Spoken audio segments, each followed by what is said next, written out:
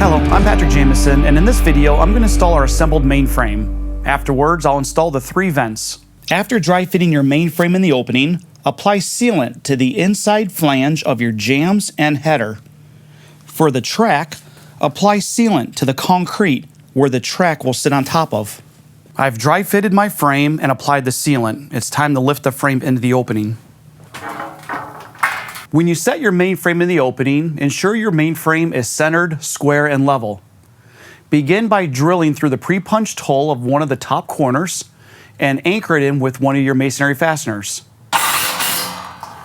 I'm now going to anchor the bottom left jamb of the mainframe. I'll ensure that the mainframe is still square, level, and plumb.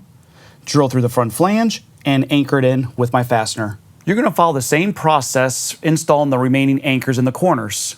Keep in mind that the frame needs to be square, level, and plumb, and you'll have to add anchors in the head of your frame. Ensure your header and track stay level. Quick side note, when adding the remaining fasteners, ensure your fasteners are no greater than 18 inches on center. Our mainframe is installed. Now it's time to unpackage our vents. I also need to turn this around because this is the interior of the vent.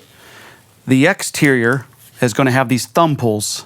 The way you insert the vents is you have to start with the top of the vent first into the header, swing the bottom of the vent, and set on top of the track. I'm going to follow the same process inserting the next 2 vents. All my vents are inserted now. You can check the operation of your vent. To recap, I've now installed the mainframe in the masonry opening and inserted all 3 panels. In the next video, I'm going to install the handles, the come-alongs, and the track ramps.